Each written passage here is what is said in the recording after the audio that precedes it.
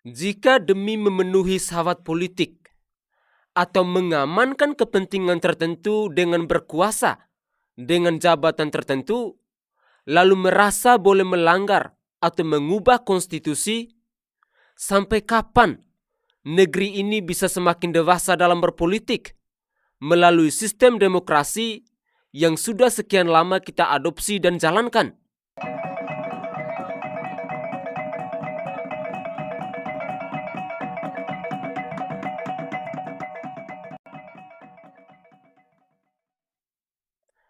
Halo Indonesia, salam NKRI. Presiden Joko Widodo belum lama ini kembali menegaskan pernyataan sikapnya bahwa pemilihan umum 2024 tetap akan diselenggarakan pada 14 Februari 2024. Pernyataan ini tidak hanya membantah semua tudingan, fitnahan, atau jebakan apapun yang selama ini diarahkan kepada Presiden Jokowi, tetapi sekaligus membuktikan bahwa Presiden Jokowi tetap konsisten menaati konstitusi seperti yang selama ini diperlihatkan oleh beliau sendiri. Kita pun lantas bisa berpikir, atau mau curiga juga boleh, bahwa jangan-jangan selama ini yang coba untuk mendorong agar Presiden Joko Widodo dimungkinkan menjabat 3 periode adalah kelompok yang memiliki agenda melanggar konstitusi. Bagaimana dengan saran yang boleh disebut jebakan juga yang terlihat baik dengan menunda pemilu 2024 karena alasan pandemi atau alasan yang lain? Jangan-jangan mereka punya niatan buruk juga. Boleh kan berasumsi seperti itu terhadap kelompok yang juga berasumsi bahwa Jokowi akan setuju dan berniat melanggengkan kekuasaan sebagai Presiden RI? Kalau yang pihak sono merasa boleh berasumsi atau mengompori publik, mengapa kita tidak boleh curiga adanya agenda terselubung yang mereka miliki? Ayolah, kita pastinya sudah capek juga mendengar upaya-upaya di negeri ini.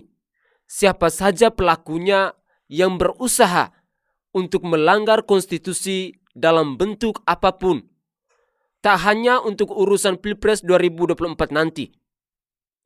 Kenapa sih tidak mengajarkan semacam pendidikan politik agar siapapun orang yang ingin berkiprah di kancah politik agar tidak melanggar konstitusi, baik secara terang-terangan maupun secara sembunyi-sembunyi lewat usulan yang terlihat baik itu? Jika demi memenuhi syahwat politik atau mengamankan kepentingan tertentu dengan berkuasa dengan jabatan tertentu, lalu merasa boleh melanggar atau mengubah konstitusi, sampai kapan negeri ini bisa semakin dewasa dalam berpolitik melalui sistem demokrasi yang sudah sekian lama kita adopsi dan kita jalankan?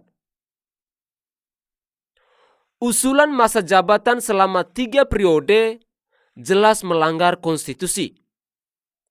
Kenapa nggak sekalian saja dibuat 40 tahun supaya bisa memecahkan rekor masa jabatan Presiden Soeharto yang menjabat selama 32 tahun lamanya? Biar kalau mau melanggar jangan nanggung gitu loh. Akhirnya mari ingat kembali siapa saja nama atau partai yang pernah mengusulkan adanya pelanggaran konstitusi lewat usulan masa jabatan presiden 3 periode atau bentuk pelanggaran lainnya. Cermati, kasih tanda, dan sebaiknya jangan pilih orang atau partainya pada 2024 nanti. Karena kalau menjabat nanti, bisa jadi konstitusi akan mereka langgar seenak udelnya buat memenuhi syahwat politiknya yang saya yakin tidak akan membuat bangsa ini semakin maju, tapi akan mengalami kemunduran. Begitulah kira-kira. Salam hormat, salam NKRI. Saya Fransiskus Adrianusai, salam sehat untuk kita semua.